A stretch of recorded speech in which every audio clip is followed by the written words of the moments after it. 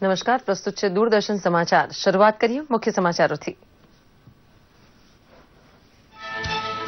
દક્ષિણ એશિયા ઉપગ્રહનું અવકાશ ગમન સફળ રહેતા પાડોશી ધર્મની ઉત્તમ મિસાલ સ્થાપે છે ભારત। 6 સાર્ક દેશના સહિયારા ઉપયોગ માટે ઉપગ્રહનો ઉપયોગ ટેલિકોમ સેવા માટે થશે। પ્રધાનમંત્રી મોદીનો આભાર માને છે 6 દેશના વડા।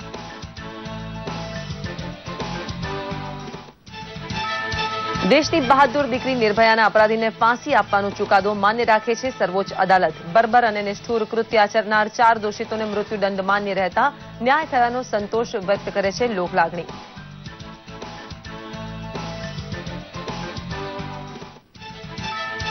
બેંકનું ધિરાણ ડુબાડનાર સામે સખત પગલાં ભરવાની સત્તા રિઝર્વ બેંકને આપતો કાયદો સુધારા વટહુકમ વડે લાગુ થયો। વિવિધ બેંકના 6 લાખ કરોડ રૂપિયા નોન પરફોર્મિંગ એસેટ તરીકે ફસાયા હોવાથી વસૂલાત હવે કઠોર બનાવશે મોદી સરકાર। વિમાનમાં ગેરવર્તન કરનાર પ્રવાસીને હવાઈ સફરમાંથી બાકાત રાખવાની સત્તા એરલાઇનને આપવા માંગે છે મોદી સરકાર। નો ફ્લાય લિસ્ટ તૈયાર કરવા માટેની નિયમાવલી મુસદ્દો જાહેર થયો।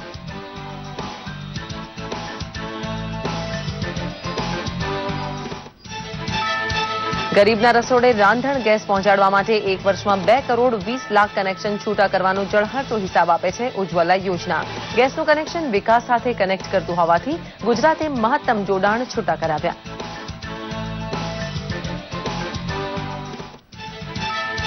ગરીબનું તેજસ્વી સંતાન પૈસાના અભાવે શિક્ષણથી વંચિત રહેતું અટકાવવા ફીનું નિયમન લાગુ કરાયું હોવાનું કહે છે મુખ્યમંત્રી। સાવરકુંડલા નજીક વંડા ગામે કોલેજની અર્પણ વિધિ સાથે શાળાનું કર્યું લોકાર્પણ।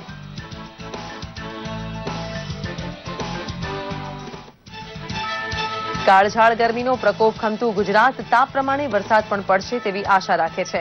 ઈડરથી માંડી વઢવાણ અને ભુજથી માંડી ભરૂચ સુધી નદી તળાવ દરિયાના પ્રભાવ વગર એક સરખો તાપ પડતો હોવાથી ગ્લોબલ વોર્મિંગ પ્રત્યે સજાગ બને છે ગુજરાત। ફૈઝાબાદથી પકડાયેલા આઈએસઆઈના 2 સંદિગ્ધ જાસૂસ પૈકી અલ્તાફનું વતન ધોરાજી હોવાથી તપાસનો ધમધમાટ શરૂ કરે છે સૌરાષ્ટ્ર પોલીસ। ગુજરાત માટે છૂટક મજૂરી કરતો ધોરાજીનો પરિવાર દાવો કરે છે તેમનો દીકરો નિર્દોષ છે।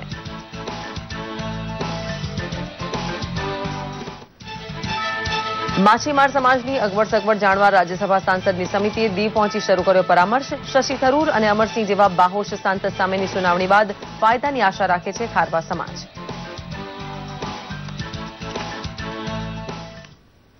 સમાચાર વિગતવાર જોઈએ। પાડોશી દેશો સાથે મિત્રતા ગાઢ બનાવવાના પ્રયાસમાં સતીશ ધવન સ્પેસ સેન્ટર શ્રી હરિકોટાથી સાઉથ એશિયા સેટેલાઇટ GSAT-9ને અવકાશમાં સફળતાપૂર્વક લોન્ચ કરવાની સિદ્ધિ ભારતે હાંસલ કરી છે।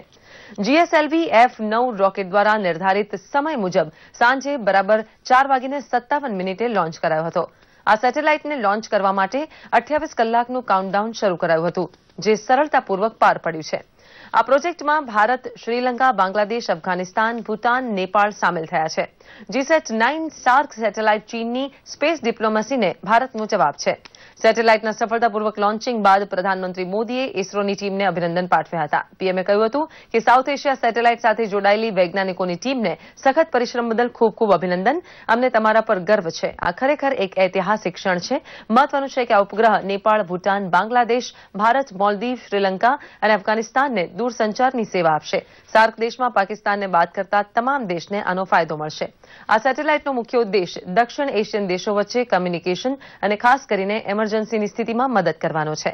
પ્રધાનમંત્રી નરેન્દ્ર મોદીએ આ ઉપગ્રહને પાડોશી દેશોને ભારતની ભેટ ગણાવતા દક્ષિણ એશિયામાં પણ સૌનો સાથ સૌના વિકાસનું સૂત્ર આપ્યું છે। Prosperity of our brothers and sisters in South Asia. The successful launch of the South Asia satellites marks the fulfillment of that. With this launch, we have started our journey to build the most advanced frontier of our partnership. Nirbhaya સામૂહિક દુષ્કર્મ કેસના 4 દોષિતોને ફાંસીની સજા યથાવત રાખવાનો supreme કોર્ટે મહત્વનો ચુકાદો આપ્યો છે। ફાંસીની સજા યથાવત રાખતા સુપ્રીમે કહ્યું કે દોષિતોએ પીડિતા પર કરેલા નિષ્ઠુર અત્યાચાર અતિ ગંભીર ગુનો હોવાથી હાઈકોર્ટની સજા યથાવત રાખવામાં આવે છે.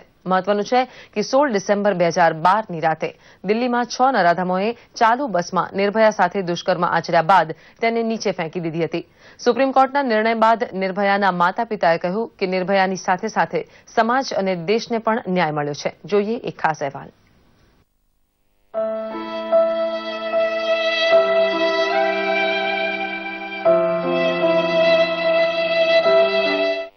સમગ્ર દેશને હચમચાવી નાખનારા દિલ્હીના નિર્ભયા સામૂહિક દુષ્કર્મ કેસમાં સુપ્રીમ કોર્ટે મોટો નિર્ણય આપ્યો છે. કોર્ટે આ કેસમાં 4 દોષિત મુકેશ, અક્ષય, પવન અને વિનયને થયેલી ફાંસીની સજા માન્ય રાખી છે. સમગ્ર દેશની નજર જ્યારે આ ચુકાદા પર હતી ત્યારે સુપ્રીમ કોર્ટે કદાચ એ જ સંદેશ આપવાનો પ્રયાસ કર્યો છે કે બર્બરતાપૂર્વક કરવામાં આવેલા ગુના માટે નરમાઈને કોઈ સ્થાન નથી. ऑनरेबल सुप्रीम कोर्ट की जो पहले की जजमेंट है जिसमें क्लियर लिखा है कि collective conscious of the society अगर शॉक करती है तो रेयरेस्ट और रेयर इवेंट में आता है. तो उसमें लेते हुए ऑनरेबल सुप्रीम कोर्ट ने जो हाई कोर्ट की जजमेंट थी डेथ पेनल्टी की उसको अपहोल्ड किया और इनकी अपीलों को डिसमिस कर दिया. મહત્વનું છે કે તિહાર જેલમાં એક આરોપી રામપાલનું શંકાસ્પદ મોત થયું હતું તો સગીર આરોપીને જુવેનાઇલ જસ્ટિસ કોર્ટ દ્વારા ફાંસી સિવાયની મહત્તમ સજા ફટકારવામાં આવી હતી. 16 ડિસેમ્બર 2012ના રોજ બનેલી આ ઘટનામાં લોકજુવાળને પારખી ફાસ્ટ ટ્રેક કોર્ટની રચના કરાઈ હતી, જેણે વિક્રમજનક સમયમાં તુરંત ચુકાદો આપ્યો હતો. ત્યારબાદ મામલો દિલ્હી હાઈકોર્ટમાં ગયો હતો અને 13મી માર્ચ 2014ના રોજ ફાંસીની સજા માન્ય રખાઈ હતી. ત્યારે સુપ્રીમ કોર્ટના નિર્ણયને સૌ કોઈએ આવકાર્યો હતો. उस बहादुर लड़की के साथ जिस तरह का अन्याय किया गया था अपराधियों के द्वारा, वो क्रूर था, शर्मसार करने वाला था. तो देश की अपेक्षा थी. आज मुझे इस बात की बहुत खुशी है, संतोष है कि भारत के कानून में जो rarest of the rare case में फांसी की सजा का प्रावधान है, तो आज कोर्ट ने निर्णय किया है. मैं इससे खुद बहुत ही सुकून महसूस करता हूं. अच्छी बात है, हम सब लोग बहुत खुश हैं कि ये डेथ पेनल्टी अपहोल्ड हुए. जैसे ही हमारी सरकार आई तो उसमें से जज एक्ट उन पहले एक्ट्स में से था जो इस सरकार ने पार्लियामेंट से पुश किया और सब उसमें सहमत हुए. સુપ્રીમ કોર્ટના ચુકાદા બાદ નિર્ભયાના માતા પિતાને સંતોષ વ્યક્ત કરતા જણાવ્યું હતું કે ખરા અર્થમાં અમને ન્યાય મળ્યો છે. बहुत खुश है इस विषय में कि सुप्रीम कोर्ट ने हमारी आवाज को सुनी, हमारे निर्भया के दर्द को समझा और निर्भया के साथ साथ पूरे देश को न्याय दिया. अब कोई गिला नहीं है कि देर लगा, लेकिन देर लगा जरूर, लेकिन सही मिला. फांसी हो जाए तो हमारी चाहत है कि जल्दी से जल्दी हो जाए. દિલ્હીમાં 16 ડિસેમ્બર 2012ની રાત્રે પોતાના પુરુષ મિત્ર સાથે નીકળેલી મેડિકલની વિદ્યાર્થીની ઉપર દોડતી બસમાં 6 નરાધમોએ બળાત્કાર કર્યો હતો. સામૂહિક દુષ્કર્મની હેવાનિયત બાદ પીડિતાને અત્યંત જીવલેણ ઈજા પહોંચાડવામાં આવી હતી તો તેના મિત્રને પણ હાડકાં તૂટી જાય તેટલી કાતિલ મારઝૂડ કરેલી. નિર્ભયાનો કેસ યુવા પેઢીને એટલો ઢંઢોળી ગયો કે દોષિતોની ફાંસી માટે સ્વયંભૂ મેદની એકઠી થવા લાગેલી અને સરકારે પણ યુવા પ્રકોપ પારખી ફાસ્ટ ટ્રેક કોર્ટ દ્વારા કેસ ચલાવવાનો નિર્ણય કર્યો હતો. નિર્ભયાની સારવારમાં કોઈ કચાશ રાખ્યા વગર સરકારે ધ્યાન આપ્યું અને મહત્વની સર્જરી માટે તેને સિંગાપોર મોકલી, જ્યાં 29મી ડિસેમ્બરે તેનો સ્વર્ગવાસ થતાં પોતાની બહાદુર દીકરી ગુમાવી દેવાનો રંજ ભારતને થયો હતો. ઇન્સાની હેવાનિયતથી ઘાયલ પીડિતા પાછળ 16 થી 29 ડિસેમ્બર દરમિયાન જનતાની પ્રતિક્રિયાની એક ઘટના ઇતિહાસમાં અજોડ ઉલ્લેખ પામી છે. બ્યુરો રિપોર્ટ, દૂરદર્શન સમાચાર, અમદાવાદ. બેંકનું ધિરાણ ડુબાડનાર સામે સખત કાર્યવાહી સંભવ બને તેવા કાયદા સુધારાને રાષ્ટ્રપતિના વટહુકમ સાથે અમલી બનાવાયો છે. નોન પરફોર્મિંગ એસેટ તરીકે ઓળખાતા ધિરાણની વસૂલાત માટે રિઝર્વ બેંકને વધુ સત્તા આપતો કાયદા સુધારો બેન્કિંગ રેગ્યુલેશન એક્ટમાં આજથી અમલી બનતા ડિફોલ્ટરનું હવે આવી બનવાનું છે. 2016ના આંકડા પ્રમાણે 6 લાખ કરોડનું બેંક ધિરાણ એવું સલવાયેલું છે જેમાંથી વ્યાજ કે મુદ્દલ કશું પાછું આવતું નથી. રિઝર્વ બેંક તરફથી ધિરાણ લેનાર પાર્ટી સાથે વન ટાઈમ સેટલમેન્ટની પણ પેશકશ થઈ છે, છતાં ઘણી વસૂલાત અઘરી સાબિત થતી હોવાથી એનપીએ વિશેનો વટહુકમ બહાર પાડતા કાયદાને તીખા નોર પ્રાપ્ત થયા છે. will define the way forward, but yes, I'm sure it will be a very interesting piece of legislation.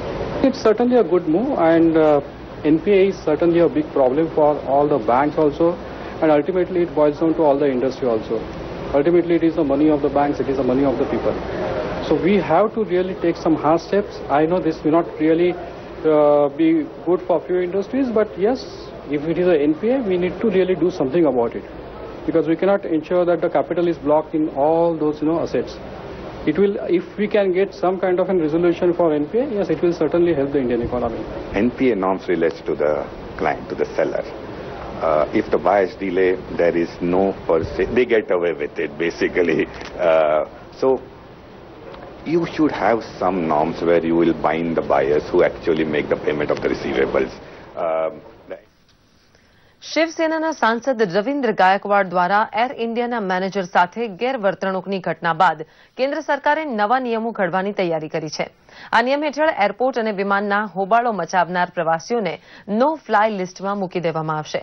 Civil aviation secretary R. ચોબેના જણાવ્યા અનુસાર વિમાનમાં સ્ટાફ સાથે ગેરવર્તણૂક કરનારનો 3 કેટેગરીમાં સમાવેશ કરાશે. પ્રથમ કેટેગરીમાં અશાંત વ્યવહાર જેમ કે ધમકીભર્યા ઇશારા અને શારીરિક હાવભાવને રાખવામાં આવ્યા છે. આવા પ્રવાસીઓ પર 3 મહિના સુધી પ્રતિબંધ મૂકવામાં આવશે. બીજી કેટેગરીમાં શારીરિક છેડતીનો સમાવેશ કરાયો છે, જેમાં ધક્કો મારવો, લાત મારવી તેમજ જાતીય સતામણી સામેલ છે. આવા ગુના બદલ પ્રવાસી પર 6 મહિના સુધી પ્રતિબંધ મૂકાશે. ત્રીજી કેટેગરીમાં એરલાઇન્સના સ્ટાફને જીવનું જોખમ ઊભું થતું હોય તેવા વર્તનનો સમાવેશ કરાયો છે. આવા ગુના બદલ પ્રવાસી ઉપર 2 વર્ષ કે તેનાથી વધુ સમયનો પ્રતિબંધ મૂકવામાં આવશે. કેન્દ્રીય પેટ્રોલિયમ મંત્રી ધર્મેન્દ્ર પ્રધાને ઉજ્જવલા યોજના અંતર્ગત દેશમાં ઇતિહાસ રચાયો હોવાનું જણાવ્યું છે. દિલ્હીમાં આ યોજના વિશેની અત્યાર સુધીની કામગીરી વિશે માહિતી આપતા પેટ્રોલિયમ મંત્રીએ જણાવ્યું હતું કે સરકારે ગત 3 વર્ષમાં લોકો સુધી ઉજ્જવલા યોજના અંતર્ગત 2 કરોડ 30 લાખ ગેસની બોટલ લાભાર્થીઓને આપી છે અને આ સમયગાળામાં ગેસ કનેક્શન લેનારાની સંખ્યામાં અંદાજિત 10% સુધીનો વધારો થયો છે. મહત્વનું છે કે 1 મે 2016ના રોજ ઉત્તર પ્રદેશના બલિયાથી 10,000 ગરીબ મહિલાઓને ગેસ કનેક્શન આપીને પ્રધાનમંત્રી નરેન્દ્ર મોદીએ ઉજ્જવલા યોજનાની શરૂઆત કરાવી હતી અને ગેસની સબસિડીની રકમ સીધી જ મહિલાઓના ખાતામાં જમા કરાવવામાં આવી રહી છે. સમાજના દરેક વર્ગની દરકાર રાખનારા પ્રધાનમંત્રી નરેન્દ્ર મોદીને ગરીબ ગ્રામીણ મહિલાઓની વિશેષ ચિંતા છે અને એટલે જ આવી મહિલાઓને ચૂલાના ધુમાડાથી મુક્ત કરવાનું અભિયાન છેડ્યું છે, જે સમગ્ર દેશમાં આંદોલન રૂપે પ્રસરી ચૂક્યું છે.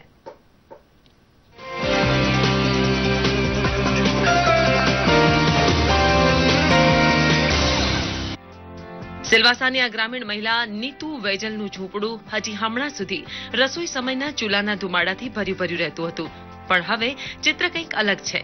આ મહિલાને કેન્દ્ર સરકારની ઉજ્જવલા યોજના હેઠળ ગેસ જોડાણ અને ગેસ સ્ટવ નિઃશુલ્ક મળતા હવે એને પરંપરાગત ચૂલાના ધુમાડાથી મુક્તિ મળી છે. આ વાત માત્ર નીતુની નથી. ઉજ્જવલા યોજનાએ આવી અનેક મહિલાઓનું જીવન બદલી નાખ્યું છે. લાભાર્થીઓને શોધી એને ગેસ જોડાણ આપવામાં એજન્સીઓએ પણ સિંહ ફાળો આપ્યો છે. अब हम बहुत सुखी है. પેલા ગેસ ચૂલા પર કરતા તો આંખું ભરતી, બહુ વાર લાગતી. અમને આપણે ફટાફટ થઈ જાય, ટાઈમ પસાર થાય. પેલા 5 વર્ષ પછી બાટા લખાવતા તો મળતા, પણ અત્યારે અમને તાત્કાલિક મળ્યું તો બહુ સારું લાગ્યું. પેલા અમે ચૂલા ઉપર રાંધતા હતા એટલે બહુ ધોવાડા થતા હતા, આંખું બળતી હતી એટલે બીમારી થતી, બહુ પ્રોબ્લેમ થતું અમને. અત્યારે અમને બહુ રાહત આપવામાં આવેલ છે. 8 દિવસના અંદર ગેસ કનેક્શન પાસ થઈ ગયેલ છે. નરેન્દ્ર મોદીએ ગેસ કનેક્શન બહાર પાડ્યા છે, તે સ્કીમ બહાર પાડી છે. એ અમને બધી પૂરેપૂરી વસ્તુ અમને મળી ગઈ છે ને અઠવાડિયાની અંદર અમને ગેસ એજન્સીને અમને આપી દીધી છે. કુકર, ગેસનો ચૂલો, એની પૂરી બાટલો બધી અમને મળી ગયું છે. ચૂલાના ધુમાડાથી મુક્તિ મળતા મહિલાઓની સાથે સમગ્ર કુટુંબનું સ્વાસ્થ્ય તો સારું રહે છે જ, સાથે સાથે પર્યાવરણને પણ નુકસાન થતું અટકે છે. એના કારણે જે ધુમાડો નીકળે એમાંથી, એ ધુમાડામાંથી જે કળ નીકળતા એ ઘણીવાર લોકોને આંખની અંદર જતા રહેતા. આંખની અંદર જવાના કારણે રસોઈ તો એ લોકો પતાવીને પછી આંખ ચોળી કાઢે, એ આંખમાં વારંવાર ઇન્ફેક્શન થાય, આંખની અંદર પછી ઝીણી ફોડલીઓ થાય અને એના લીધે ઘણીવાર એ લોકોને કીકી ઉપર જખમ થઈ જતી અને આ બધા કારણે થોડો અંધાપોના આ બધા એક કારણો હતા. એની સાથે હવે આ લોકોને શ્વાસના જે બી તકલીફો છે ધુમાડાના લીધે, दम बीमारी ये पण ओछी थसे. और ये गरीब महिलाएं कभी गैस के बारे में सोच भी नहीं सकती थी. मजबूरन उन्हें चूल्हे पे लकड़ियों से जलाना पड़ता था, वनों की कटाई भी होती थी, लेकिन वो मजबूर थी. और मेरे हिसाब से बहुत ही महिलाओं के लिए बहुत ही अच्छा कदम लिया गया है उनके स्वास्थ्य के हिसाब से. ઉજ્જવલા યોજનાનું એક અન્ય પાસું છે ગીવ અપ. જે લોકો આર્થિક રીતે સક્ષમ છે, જેને સરકારી સબસિડીની જરૂર નથી, એવા લોકોને આગળ આવી ગેસ સબસિડી છોડવા પ્રધાનમંત્રીએ અપીલ કરી છે કે જેથી જરૂરિયાતમંદને લાભ મળી શકે. અને પીએમની અપીલને એવો તો જબ્બર પ્રતિસાદ મળ્યો કે કરોડો લોકોએ સબસિડીનો સ્વેચ્છાએ ત્યાગ કર્યો અને હજુ આ અભિયાન સતત ચાલુ જ છે. कि देश की गरीब माताओं एवं बहनों को ये जो चूल्हे के धुएं से उनको जो हानि हो रही उससे मुक्ति दिलाने का महायज्ञ चलाया है, उसमें उनको फायदा होगा. तो हमने और हमारे मित्रों ने मिलकर ये जो एलपीजी सब्सिडी है वो छोड़ने का निर्णय किया है. मुझे ऐसा लगा कि हाँ, मैं गैस सब्सिडी छोड़ सकता हूँ, मैं कैपेबल हूँ इसमें, तो मैंने गैस सब्सिडी गिव अप कर दी, मैंने इसे त्याग कर दिया, क्योंकि मुझे लगा कि हाँ मैं कर सकता हूँ, ताकि इससे जो देश के दूसरे जो गरीब है उनको उनके घर में गैस सिलेंडर आए, उनके घर में चूल्हा जले, ताकि वो 2 वक्त का रोटी आराम से बना सके. तो हम हर रोज 2-4 लोगों को ये बात समझाते हैं कि भाई आप अपनी सब्सिडी छोड़ दे. जो लोग सक्षम है छोड़ सकते हैं, तो इससे हिसाब से कोई गरीब लोगों को ये सब्सिडी की राहत मिलेगी और उनके घर में हम फ्री कनेक्शन, जो अभी प्रधानमंत्री जी की योजना है, प्रधानमंत्री उज्ज्वला योजना, उसमें ये सब सब्सिडी की जो छोड़ रहे हैं वो रकम उसमें वो यूज कर रहे हैं. એક શુભ ઇરાદાથી શરૂ થયેલી સરકારી યોજના લોક આંદોલનનું સ્વરૂપ કેવી રીતે લે છે તેનું શ્રેષ્ઠ ઉદાહરણ છે ઉજ્જવલા યોજના. દૂરદર્શન સમાચાર, અમદાવાદ. અમરેલીના સાવરકુંડલાના વંડા ગામે આજે મુખ્યમંત્રી વિજય રૂપાણીની ઉપસ્થિતિમાં Sarvamangal GM Bilkhiya CBSE international English સ્કૂલનું લોકાર્પણ કરવામાં આવ્યું. જ્યારે વડા ગામમાં જ છેલ્લા 17 વર્ષથી કાર્યરત GM બિલખિયા કોલેજ પણ આજે મુખ્યમંત્રીશ્રીની ઉપસ્થિતિમાં સ્વામિનારાયણ સંપ્રદાયને અર્પણ કરવામાં આવી હતી. આ પ્રસંગે ગઢડા, વડતાલ, ધોલેરા, જૂનાગઢ, અમદાવાદ અને ભુજ સહિતના ધામોમાંથી સંતોએ પધારી સત્સંગ અને આશીર્વચનનો લાભ આપ્યો હતો. ઉદ્યોગપતિ અને સમાજસેવી શ્રેષ્ઠ ગફૂર બાપા બિલખિયાએ પોતાના અનુદાનથી મા ફાઉન્ડેશન ટ્રસ્ટ દ્વારા વાપી, વલસાડ અને ડાંગ વગેરે જિલ્લાના આદિવાસી અને પછાત વર્ગના લોકોના ઉત્થાન માટે રાજ્યસ્તરે નોંધનીય કામગીરી કરી છે. મુખ્યમંત્રીએ સ્વામિનારાયણ સંપ્રદાયની આ કામગીરીને બિરદાવી હતી અને હજુ પણ આગામી દિવસોમાં આ શિક્ષણ સંકુલમાંથી તેજસ્વી તારલાઓ બહાર આવે તેવી આશા વ્યક્ત કરી હતી. છેવાડાના માનવીને ઉચ્ચ શિક્ષણ પ્રાપ્ત થાય અને સારી ઇંગ્લિશ મીડિયમ સ્કૂલ અહીંયા બની છે એ માટે ખૂબ ખૂબ ધન્યવાદ આપું છું અને શિક્ષણના વ્યાપને વધારીશું અને શિક્ષણ દ્વારા જ વિકાસ એ આપણે બધાએ કરવું પડશે. રાજ્યમાં આજે સતત ત્રીજા દિવસે સૂર્યદેવનો પ્રકોપ યથાવત રહ્યો છે. પાટનગર, ગાંધીનગર આજે 43.2 ડિગ્રી તાપમાન સાથે સૌથી ગરમ શહેર રહ્યું છે, જ્યારે અમરેલી અને સુરેન્દ્રનગરમાં તાપમાનનો પારો 43 ડિગ્રીએ જઈ અટક્યો હતો, તો વડોદરા અને અમદાવાદમાં 42.6 ડિગ્રી પારો નોંધાયો છે. અને શહેરોમાં પણ ગરમીનો પારો 35 થી 40 ડિગ્રીની વચ્ચે નોંધાયો છે. ગરમીથી બચવા માટે લોકો અવનવા ઉપાયો અજમાવી રહ્યા છે. સમગ્ર રાજ્યમાં બળબળતા તાપની સાથે લૂનો પણ પ્રકોપ વધતા હીટ સ્ટ્રોકના બનાવો વધ્યા છે. ત્યારે તબીબો પણ કામ વગરની ઘરની બહાર ન નીકળવાની લોકોને સલાહ આપી રહ્યા છે. આઈએસઆઈના જાસૂસી નેટવર્કનો ઘણા સમયથી ભારતમાં પગપેસારો થયાના સમાચાર મળતા જ સુરક્ષા એજન્સી સતર્ક રહી છે. તેવામાં આઈએસઆઈના 2 એજન્ટની તાજેતરમાં જ મુંબઈ પોલીસે ધરપકડ કરી છે અને આ 2 એજન્ટમાંથી એક અલ્તાફ કુરેશી ધોરાજીનો હોવાથી સૌરાષ્ટ્ર કનેક્શન બહાર આવ્યું છે. ધોરાજીમાં રહેતા અલ્તાફના માતા ઝરીના અને પિતા હનીફભાઈને સંતાનોમાં 2 પુત્રો અને 1 પુત્રી છે. અલ્તાફના પિતા છૂટક મજૂરી કરે છે, જેમાં એક અલ્તાફ મુંબઈમાં સ્થાયી થયેલો છે. પોલીસના હાથે ઝડપાયેલો અલ્તાફ આઈએસઆઈ એજન્ટ હોવાની વાતને પરિવારજનો રદિયો આપી રહ્યા છે. મુંબઈમાંથી ઝડપાયેલા અલ્તાફ કુરેશી પાસેથી ₹70 લાખની રોકડ રકમ કબજે કરી છે. આ બેકસૂર છે, ના તો કોઈ આતંકવાદી છે, ના તો કોઈ ટેરરિઝમથી એક્ટિવિટી છે એની, ના તો કોઈ એની જાતની મુવમેન્ટ છે. આતંકવાદી કરીને યા તો ગુમરાહ કરી રહ્યા છે, યા તો પછી છે ને બેકસૂરને સજા આપવાની ફિરાક કરે છે. આઈએસઆઈ એટલે કે આઈએસઆઈ હોય તેની ફેમિલીનો કોઈ હોય નહીં અસ્તિત્વ. આજે અમારું અસ્તિત્વ છે, અમારા બચ્ચા છે, અમારા મા બાપ છે, બધા છે, પરિવાર આખો છે. તો એનું મતલબ એમ નથી કે પરિવારવાળા આઈએસઆઈ બની જાય. વઢવાણ ખાતે ઝાલાવાડ પ્રેસ કાઉન્સિલના 20મા સ્થાપના દિવસની ઉજવણી નિમિત્તે પદ્મશ્રી સન્માન મેળવનારા વિષ્ણુભાઈ પંડ્યાનો સન્માન સમારંભ પણ યોજાયો હતો. આ કાર્યક્રમમાં ભાજપના પ્રદેશ ઉપાધ્યક્ષ આઈ.કે. જાડેજા સહિત અને સમાચાર પત્રો, સામયિકના તંત્રી, પત્રકારો અને અગ્રણીઓ ઉપસ્થિત રહ્યા હતા. ખાસ કરીને પત્રકારોની સમાજ માટેની ભૂમિકા, લોકજાગૃતિ, સમાચારની તટસ્થતા સહિતના વિવિધ મુદ્દે ચર્ચા કરવામાં આવી હતી. પદ્મશ્રી વિષ્ણુભાઈ પંડ્યાએ આઝાદી સમયે બલિદાન આપનારા શહીદોને યાદ કરાવી પત્રકારોને પણ નિષ્પક્ષ, નિડર અને સત્યને આગળ રાખી કામ કરવાની સલાહ આપી હતી.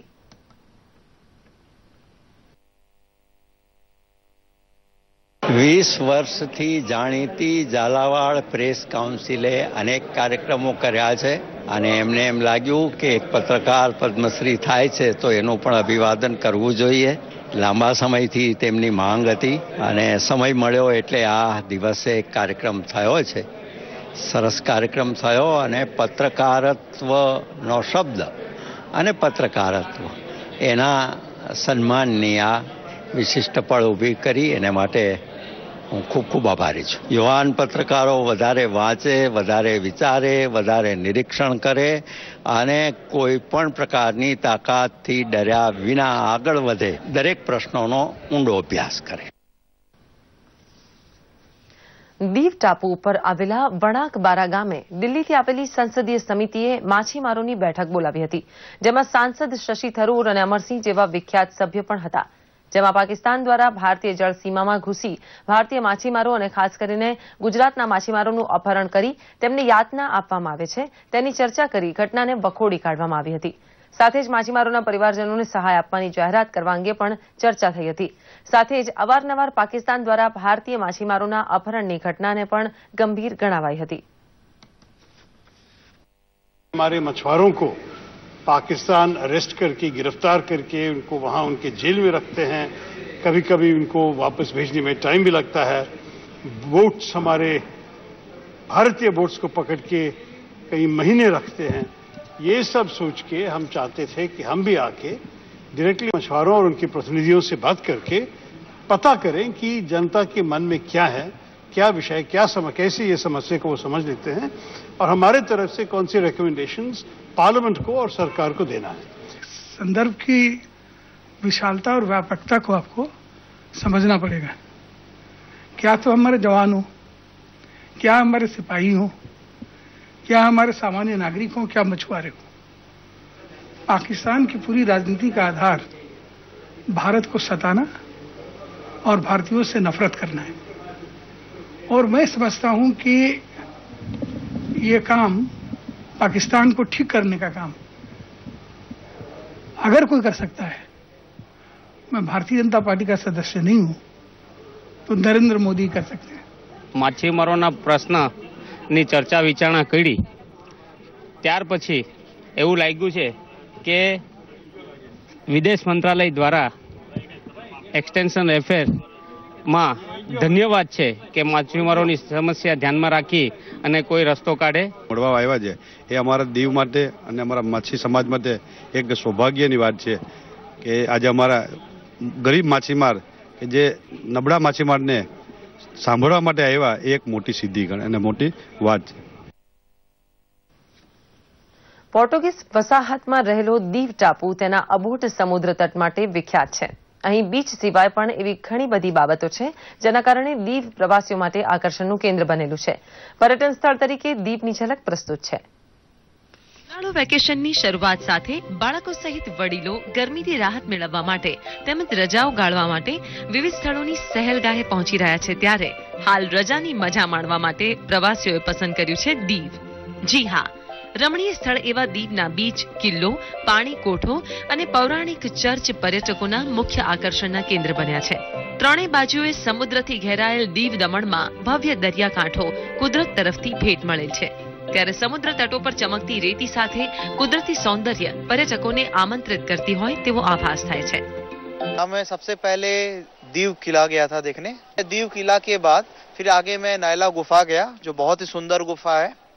उसके बाद उस गुफा के बाद फिर मैं महादेव मंदिर गया, गंगेश्वर महादेव मंदिर, वो भी एक अद्भुत है. पोत भी देखा जो वहां पर मैंने पढ़ा कि जब पाकिस्तान से युद्ध हुआ था उस समय वो पोत डिस्ट्रॉय किया गया था. 2-3 बम वहां पर गिरे थे वो भी मेमोरियल एक बहुत ही अच्छा वहाँ पे एक दृश्य बनता है। यहाँ पे आने का अपना एक एडवांटेज है, अपनी एक मजा है, मैं इसको कहूंगी, क्योंकि मैं भी फर्स्ट टाइम आई हूँ और मुझे तो बहुत अच्छा लगा ये। लेकिन यहाँ पे जो भी चीज है बहुत अच्छी है। અરબના સમુદ્રમાં વસેલો નાનકડો દ્વીપ દેશના 7 કેન્દ્ર શાસિત પ્રદેશોમાંનું એક શહેર છે. અહીં આવેલા બીચ પર પેરાસેલિંગ, સનબાથ, સ્વિમિંગની સાથે વોટર સ્પોર્ટ્સની મજા પ્રવાસીઓ માણી રહ્યા છે. આ સાથે ગંગેશ્વર મંદિર, સીશેલ મ્યુઝિયમ અને ખુફરી મેમોરિયલ પણ પ્રવાસીઓની પહેલી પસંદ બની છે. કેન્દ્ર સરકાર અને સ્થાનિક પ્રશાસન દ્વારા દીવના થયેલા વિકાસના કારણે હાલ દીવ અનેક રાજ્યોના પ્રવાસન સ્થળને ટક્કર આપી રહ્યું છે.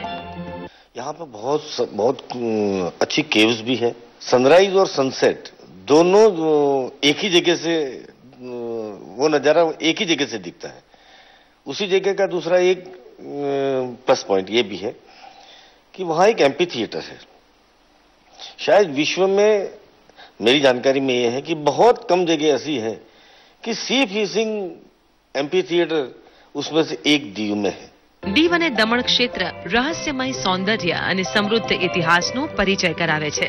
અહીં આવેલા મોટા ભાગના સ્મારક પોર્ટુગીઝ શાસનના સમયની ખૂબસૂરતીને પ્રસ્તુત કરે છે. કદાચ આ જ કારણે દીવને મિની ગોવા તરીકેનો દરજ્જો આપવામાં આવ્યો છે. બ્યુરો રિપોર્ટ, દૂરદર્શન સમાચાર, અમદાવાદ. કેન્દ્ર અને રાજ્ય સરકારની નાનામાં નાની યોજના જનતા સુધી પહોંચી શકે તે માટે તમામે તમામ નાનાથી મોટા સરકારી કર્મચારી પ્રયાસોમાં लाग्યા છે. ત્યારે રાજ્ય સરકાર દ્વારા ગરીબી રેખા હેઠળ જીવતા કુટુંબો માટે ગંભીર બીમારીઓની મફત તબીબી સારવારમાં આપવા મુકાયેલા મા અમૃતમ યોજના અનેક પરિવારોને નવજીવન આપી રહી છે. રાજકોટના ધોરાજીમાં વર્ષ 2014 થી 2017 સુધીમાં 4,468 મા અમૃતમ કાર્ડ અને 9,392 વાત્સલ્ય કાર્ડનું વિતરણ કરવામાં આવ્યું છે. હજુ પણ આ કાર્ડનું વિતરણ જે તે જનસેવા કેન્દ્રોમાંથી કરવામાં આવી રહ્યું છે. રાજ્ય સરકારની આરોગ્યલક્ષી મા અમૃતમ અને મા વાત્સલ્ય કાર્ડની બહુ મહત્વાકાંક્ષી એક યોજના છે. આ યોજનાનો ધોરાજી મામલતદાર કચેરી ખાતે જનસેવા કેન્દ્રમાંથી આરોગ્યલક્ષી આ કાર્ડ ઇસ્યુ કરવામાં આવે છે. આ કાર્ડ હજુ અવિરતપણે લોકો આમનો લાભ લઈ રહ્યા છે અને આ કામગીરી ધોરાજી ખાતે મામલતદાર કચેરીની જનસેવા કેન્દ્રમાં આ સેવા હજુ પણ શરૂ જ છે અને કાયમી ધોરણે શરૂ રહેશે.